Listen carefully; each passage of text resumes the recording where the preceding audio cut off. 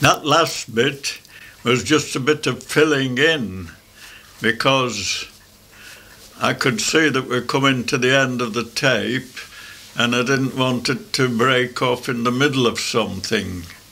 So we'll start again, but again I'm going back a little bit again, and this tell you that at Prescott once a year we used to have a fair, something not quite on the lines of goose fair. There was no stalls where you could buy things, but there was the same roundabouts and all those sort of things, you know, the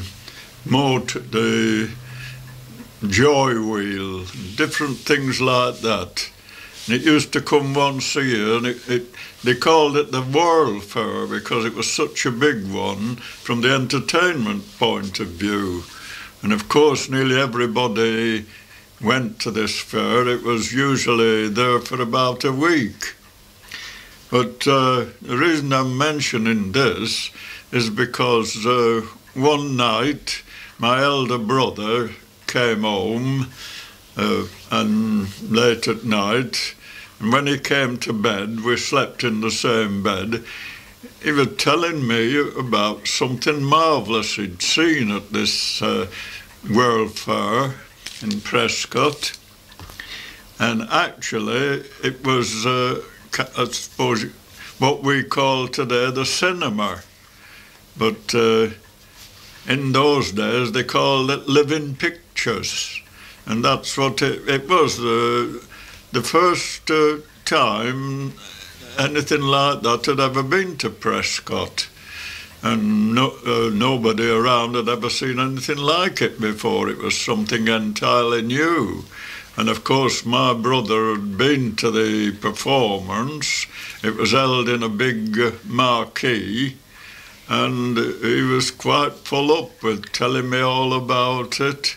So, well, in fact, he got me that I wanted to go and see it. So the next night I went. It only cost a penny to go in if you went and sat right at the front. But I can always remember that first night that ever I saw a film, or living pictures as we called them then. And I remember for music to accompany the film that they just played gramophone records. And one of the gramophone records was one that I still have. Although I didn't buy it then, in fact I didn't buy it till the 1930s. But it wasn't perhaps the same record, but it's the same piece. It was called "When the Fields Are White with Daisies, I'll Return." But anyway, I can even remember the main film that was on. There was two films. The main film was on. It started off with a young fella leaving his parents. He lived on a farm and he was going to market, and he left his parents behind, and he comes back at night and he finds out that his parents have been murdered by a gang of 7 men. And he vows vengeance on these. And of course, the whole idea of the film was he starts off to revenge himself on these 7 men, and he goes off with a rifle, and he picks them all up separately, just bides his time till he gets one apart, and he shoots him, and then he puts a number up, 1, and then it goes on like that right through the film, where he's following these men about and just waiting his opportunity to kill them. And of course the film ends when he's killed the whole lot, then he's satisfied and he comes back to the farm. And the second film was called The Electric Hotel, and that was that film was about a fella who goes into an electric hotel and everything's done by electricity, takes his clothes off and something comes along and picks his clothes up and puts them away in the drawer, but on those kind of lines. But anyway, because it was the first time I'd ever seen anything like it, I can remember it to this day. Now, to get back to when I was at work at the BI, this would be in my 16th year, I remember that I'd started to use bad language.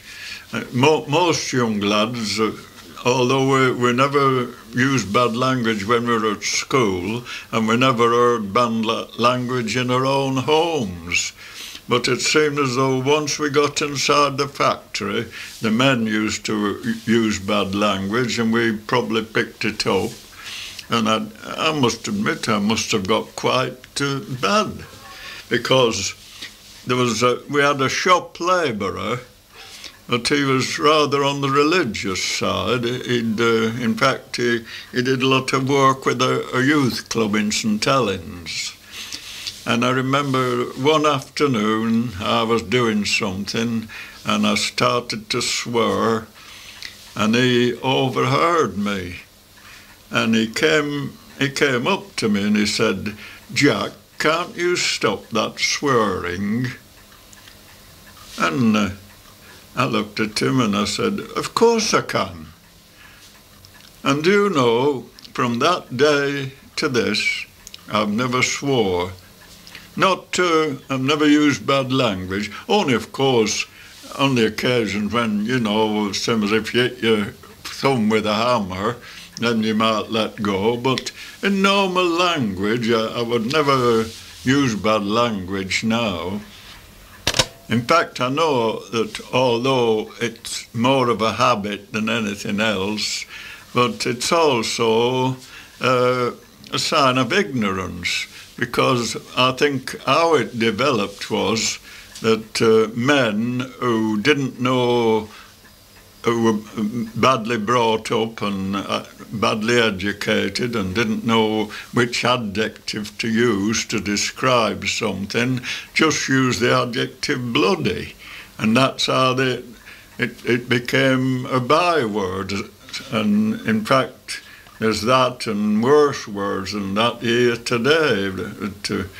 Well, it's really terrible when you come to think of it, that young and today some of the women are as bad as the men. You never heard women swear when I was a young fella. There's one thing I ought to mention, and that is about New Year's Eve in Prescott. Now, it was usual on New Year's Eve for the bands in Prescott to go round the streets playing. We had about 3 different bands in Prescott, and they used to start out about 8 o'clock on New Year's Eve and go round the streets playing. And then at 11 o'clock, they all gathered together in the centre of the town, and they played together for dancing. And all the people who were out, particularly young people, would join in the dancing. Of course, it wasn't until we were old enough to be allowed out till midnight that we were allowed to go and join in the dancing. I think I was about 15 before I was ever allowed out so late, because it wasn't usual for young people to be out so late, not unless it was something like a special occasion like this. Now we come to the period which altered all our lives, the Great War, which started on the 3rd of August 1914. Now, we didn't get many holidays in those days. We certainly didn't get the annual week's holiday, and the normal working week in the engineering trade, at any rate, was a 54-hour week. That was from 7 in the morning till 6 at night, and we worked Saturday mornings, of course. But at all, in the first week in August, the first 3 days in the first week was the August bank holidays, and this was about the only long spell apart from the religious holidays that ordinary people got. There was very few could afford to go to the seaside. Well, anyway, at this period, as I've just mentioned, it was the 3rd of August when the war started, and that was August Monday, or August Sunday, I'm not sure, I think it was August Monday. Well, in Prescott and Rainhill, of course, a lot of the young men were in the territorials. And in Rainhill there was the yeomanry. They were a kind of territorials, but they were cavalry. Of course, we'd been a lot of farmers and farm workers and men who dealt with horses. There was quite a few young fellas joined the yeomanry, but mostly they joined the infantry territorials. And a lot of the lads from the Holt, of 18 and upwards, I'd say to about 24, were in the territorials, which was the 5th South Lancashire Division, 5th South Lancashire Battalion, rather, of the 55th Infantry Division. Now, there was quite a few lads from the Holt in this. Well, of course, one of the reasons why they joined wasn't altogether through patriotic motives, so much as the fact that they got a fortnight's holiday in camp. And it was a free holiday and they got paid while they were there. So this was something, of course, which was an attraction for young men who couldn't afford to go to the seaside for holiday normally. Well, they were they'd left for the annual camp on the Saturday, and the camp was somewhere near Blackpool, as a matter of fact. And when war was declared on August the 3rd, which was August Monday, of course that altered everything. And on Tuesday, all the young men came back home, and they were told to just stay at home until they received orders. Well, they weren't long in receiving orders, because they got orders to parade the next morning. And the next morning, which was Wednesday, they went to Prescott. And from there, one of the bands in the town marched them to St Helens, which was the headquarters of the 5th Battalion of the South Lancashire Regiment. Now, of course, we were all excited at this war taking place, especially the young lads.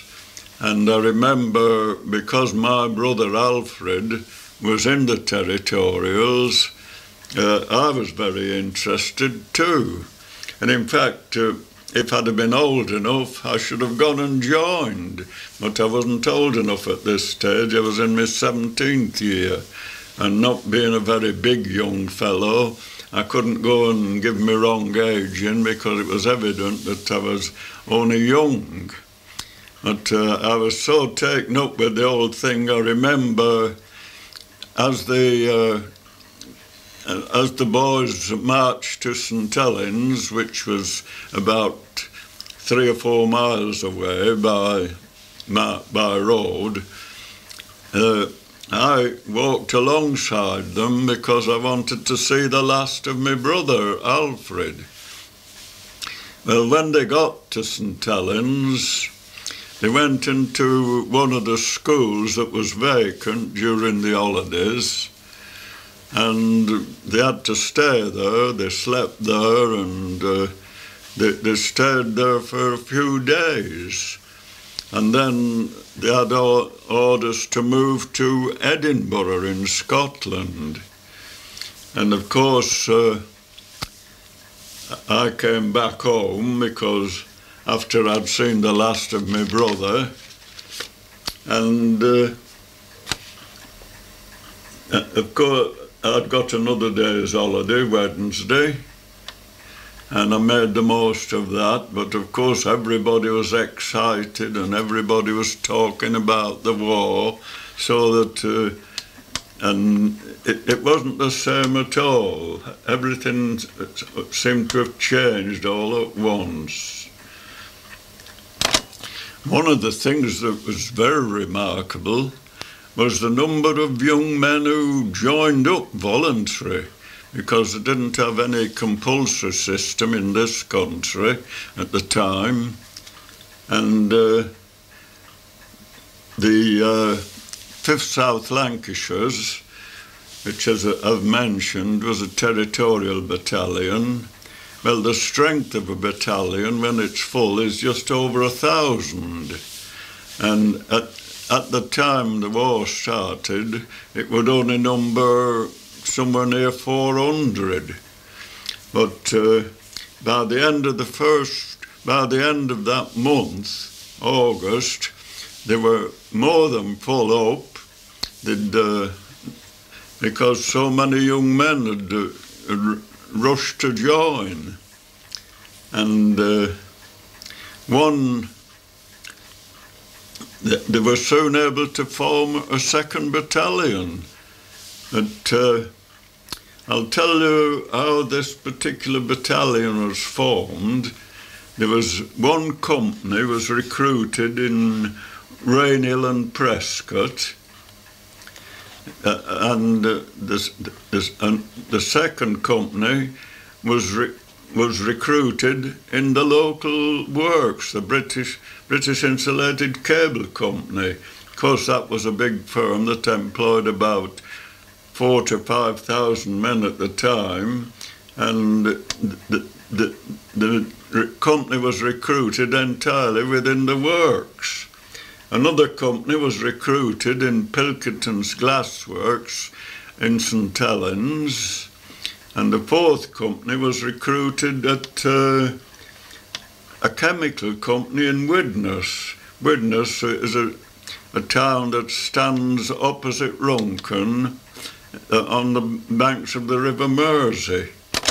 There was one woman named Mrs. Black.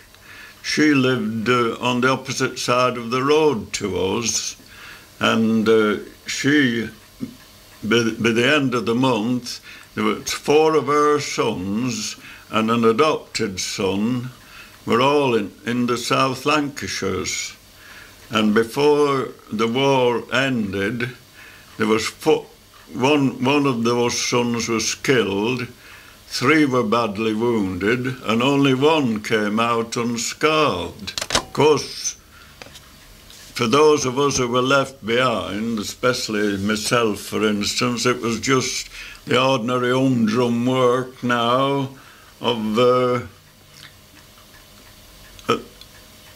factory life. And of course there wasn't so much social life after the war started, because it upset everything. But I remember that I did continue to go to night school for that winter, but after that, the first winter of the war, then they ceased having the night school until the war was over. because of course there was shortage of teachers and everything. But I think most of us were concerned with what was happening to the boys in the local regiment.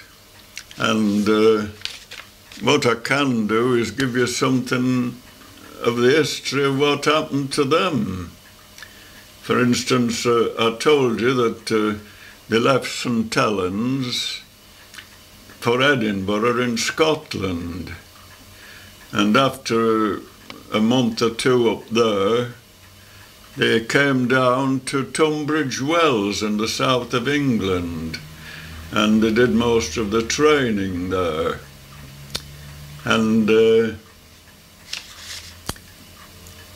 after they'd done a lot of training in Tunbridge Wells throughout the winter, it was coming time when they were all sufficiently trained to go to France. But before they went to France, which was in February 1915, they were given embarkation leave, and half the battalion came for 1 week and the other half the following week. But I remember when they had to go back, they had to go back from St Helens. And I went with my brother Alf to St Helens to see him off. And when I got there, there was a big crowd of people all round the station waiting to see these men off. And I stayed there until the train went before I came home. Well, after another week, they actually embarked for France. And they were sent to the Armentières sector, which at that time wasn't one of the very bad spots. There was casualties occurring each day, perhaps at a rate of about 10 in a week. But there was no big battles going on at the time. In fact, I think they sent them to a quieter place like that to get them a bit used to being in the trenches and trench warfare. Well, of course, we were all waiting for news and seeing what would happen.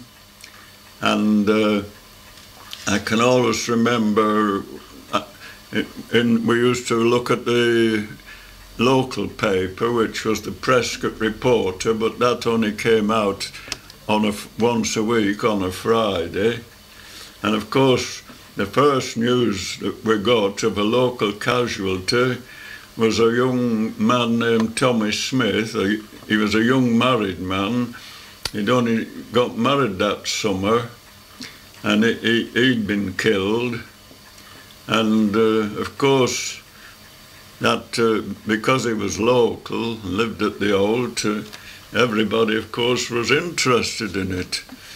And because there were so many young men from the Old, and we knew them all, we were actually interested in what was going on all the time, and especially to the South Lancashires. Now, this went on, while they were in this, what they call the quiet sector, for a matter of about, it went on till about May.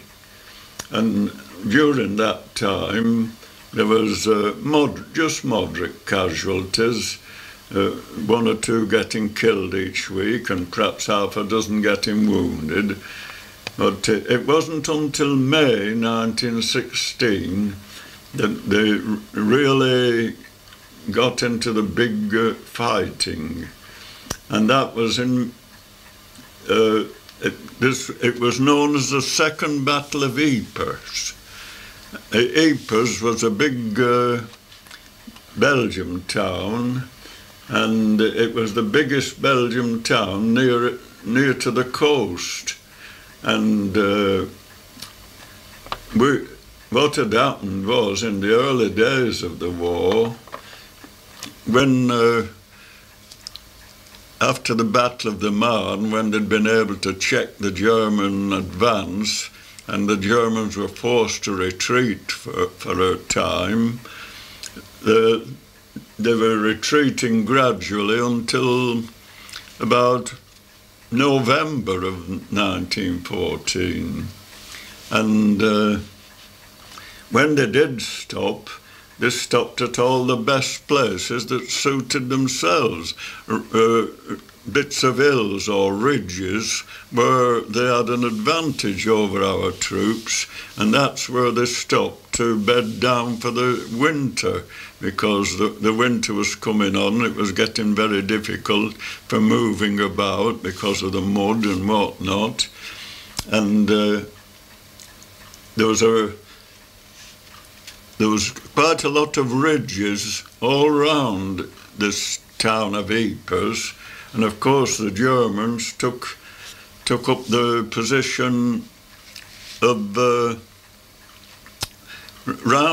on these ridges round the town to give them an advantage of looking down into the town and looking down onto our trenches.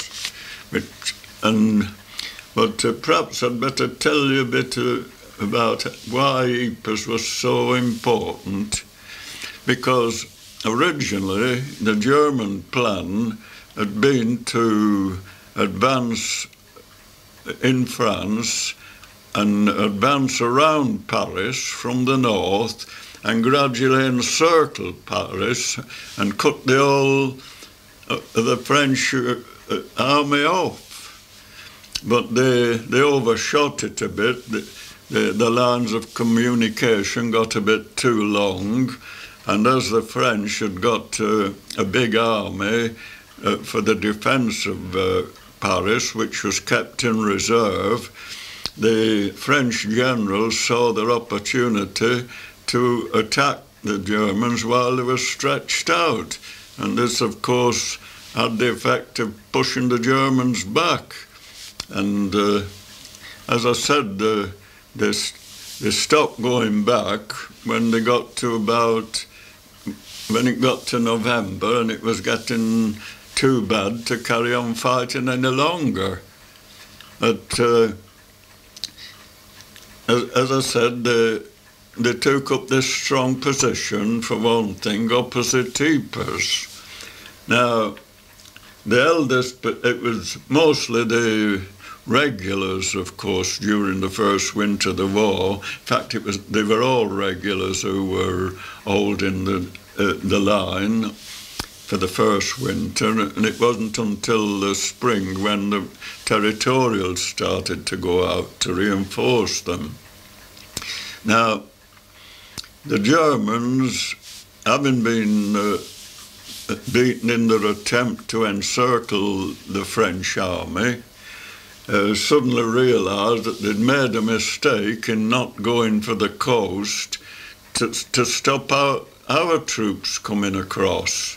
But so now they wanted to try and do this, so they decided to make an attack on Ypres because that was the key point. They couldn't get to the coast unless they could break past Ypres, and Ypres was one of our strong points. Well, the fighting was very fierce, and we were having quite a job in holding them back. And these territorial regiments, like my brother Alf was in, and London Scottish and such like battalions of territorials, they were all rushed up to try and stop this German attempt to advance. Well, in 3 days of fighting, when the Germans were trying to break through, the South Lancashires took the brunt of a lot of the fighting, and you can guess what the feeling was at the Holt when the news did actually come through, and we read our Prescott Reporter on the Friday, and we found out that in these 3 days of fighting that the South Lancashires had had over 600 casualties. Well, amongst those 600, my own brother Alfred was wounded. And my older sister Mary, she was caught in a boy named Tom Bishop, and he was killed in this. In fact, he was killed side by side with my brother Alfred, because the Germans were using trench mortars. We hadn't got any trench mortars at that time, but the Germans were using these trench mortars, and they were kind of a shell that they fired into the air and they came right down, and it was possible to drop them right in the trenches. And one of these trench mortar shells did drop in the very bay where my brother Alfred and this Tom Bishop and 3 other men were holding. And of course the whole lot of them were blown up. And out of the 5 that were in the bay, 3 of them were killed, and the other 2 were wounded. Well, I'll tell you more about that in a minute or two.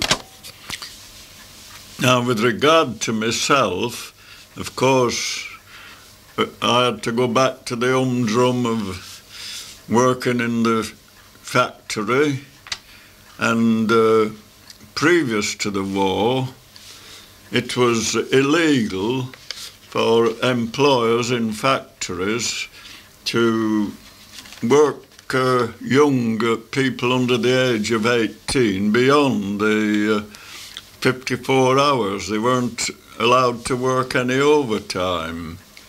But of course, with the war coming and the demand for ammunition and all and different things that would be required in the war, in fact, our firm was very busy because we made telephone wire and all sorts of things like that, and we were up to the neck in work, and the government revoked this order about young people, so that we, instead of working from 7 o'clock in the morning till 6 o'clock at night, we now had to work from 7 o'clock in the morning till 9 o'clock at night. And we didn't have any time off on Saturday. The only difference was that we finished at 5 o'clock instead of 6. So that you can bet by the end of the week I was really tired out.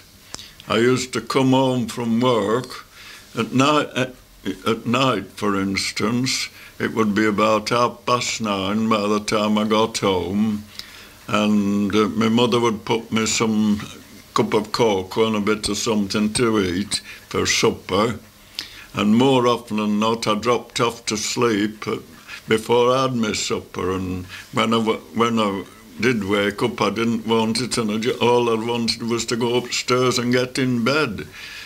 So, of course, I mean, things were a bit drab now for us, and the boys' brigade had finished because most of the young men had gone, some of those who were too young to join at the age of 18, some of them who'd been drummers and been in the band, in the bugle band. Some of those were allowed to join the territorials at the age of 16, but they weren't allowed to go overseas. Well, this went on right through that winter. And then, as I said earlier, I'd been going to night school as well during the winter, but after the winter was over, that finished too. So the next summer, which was 1915, we didn't get much time even to go out at night because we were working such long hours, so that most of our interest was on what was happening in the war. And that's why I've told you so much about my brother Alfred, because it affected me as well. And I told you earlier on that he was wounded, and he came over to this country and to an hospital in Saffron Walden, I think that's in Essex. Well, he was in there until he was well enough to leave. But then he was given convalescent leave. And I think it was about a fortnight. He was given about a fortnight's leave. But on the first, it was rather strange that the first day that he came home,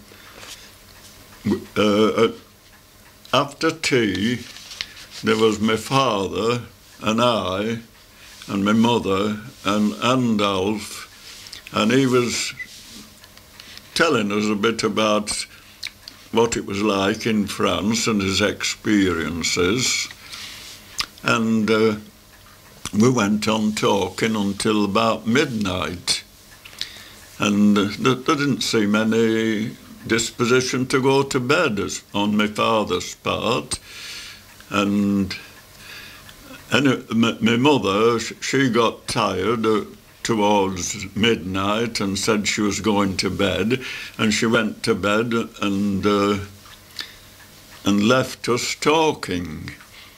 Well, in those days, it was very difficult for children who didn't know as much about those things as children of today know.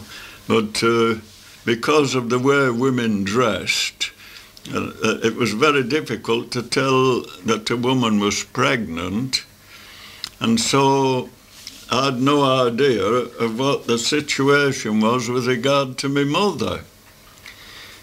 But what happened was this, that, as I say, my mother had gone to bed early. Well, not early, but before us at any rate.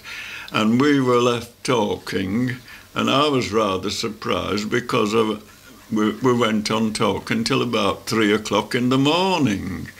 And during that time, my brother Alf was telling me all about, me and my father, all about what had happened in this big attack on Ypres. And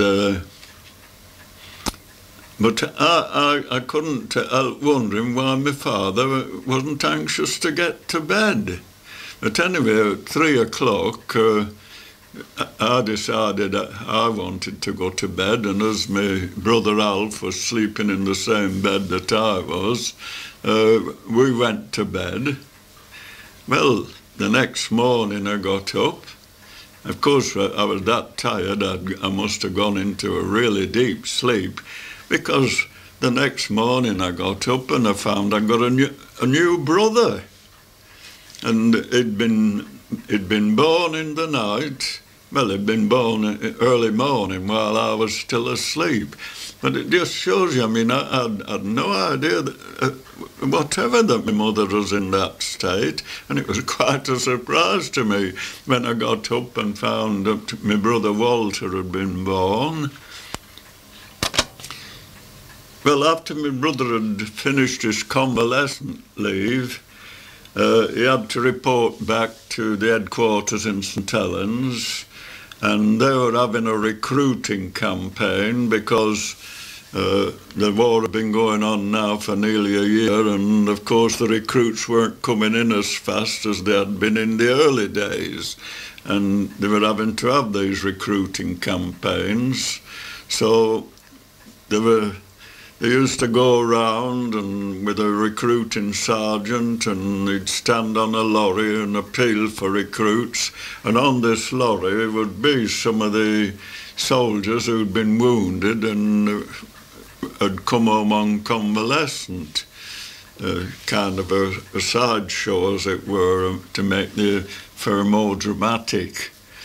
And I suppose they would use the voices in asking the young men who were still at home to come and join in and help them in the job that had to be done.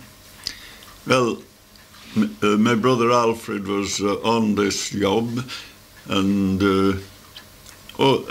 he was on this for about a couple of months, and then he was sent back to where the 3rd Battalion, which supplied the recruits, the reinforcements to make up for those who'd been killed or wounded.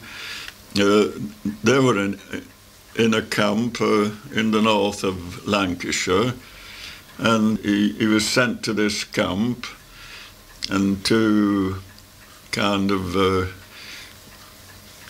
do some more training before, and in October he was sent back with a draft to France again.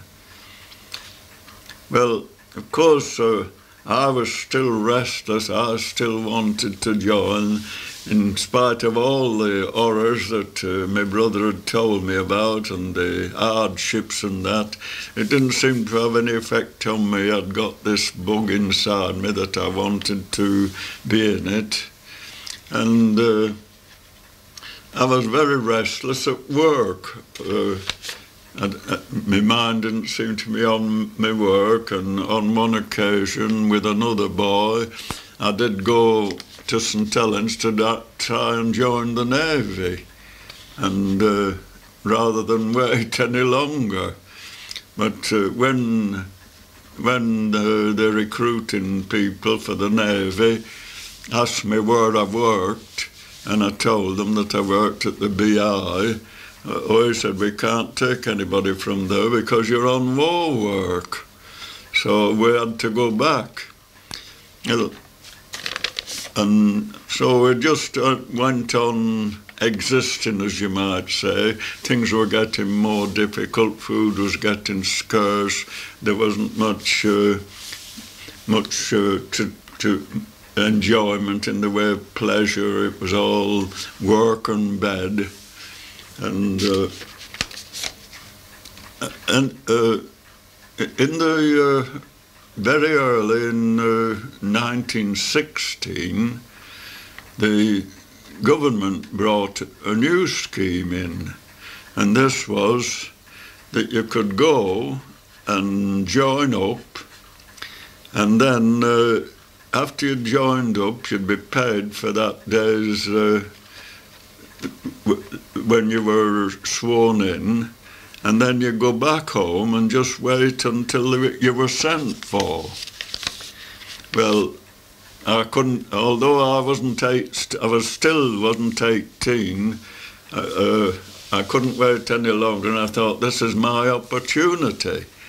So one night I went to Prescott, and I knew that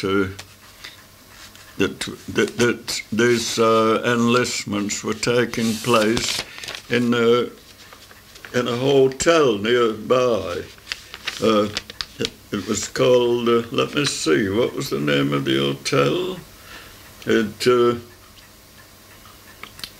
Anyway, it doesn't matter so much, but it was a big hotel, and they had a big room at the back which was called the assembly rooms, which they used to let out for concerts and all that sort of thing.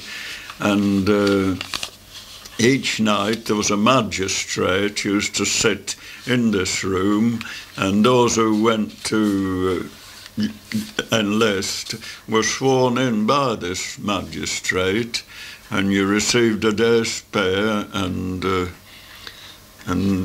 you were actually, that meant you were actually in the army. Well, I went home and waiting to be sent for. It wasn't until the 14th of May that I received a letter from the government to report at St Helens. Oh, the name of that hotel, I just remember now, it was at the Crown Hotel. But anyway, when I got this notice to report, it was to report on May the 14th. And you had to be there at the town hall in St Helens by 9 o'clock in the morning. And of course I was there in good time. I got on the tram from the Holt and went to St Helens, and I arrived at the town hall about 8:30. Made sure that I was going to be there in time. And when I got there, there was another young lad who was also waiting outside, and I got talking to him, and he came from Prescott, and his name was Billy Case. He was an assistant to an hairdresser in Kemble Street. Well, as I say, we got talking, and from that time we became firm friends. And we had to go into the town hall, and there was a clerk. He took all the particulars, her height and colour of her eyes and her colour of her hair, all things like that. But young lads who'd join like me and this Billy Case started to come along, and before we'd moved, I found out that there was one other boy from Prescott named Charlie Jones, and there was another one from the Holt, and named Ted Strettle. Now, there's something I'd like to tell you about this Ted Strettle, because as I've told you earlier on, when I was dealing with my school days, I was nearly always at the top of the class. And this Ted Strettle, he lived in Whiston at the time and went to Whiston school. But in the last year that I was at school, his parents moved to the Holt, so he started to come to Rainhill School. Well, he was a clever lad, evidently cleverer than me, because before very long he was top of the class. Well, I must admit, you know, that there was a bit of jealousy, and I couldn't help feeling a little bit of resentment, but actually he was a very nice lad, and apart from the fact that he was cleverer than me, and there was nothing I had against him. But as I say, this Ted Strettle was one of the young fellas who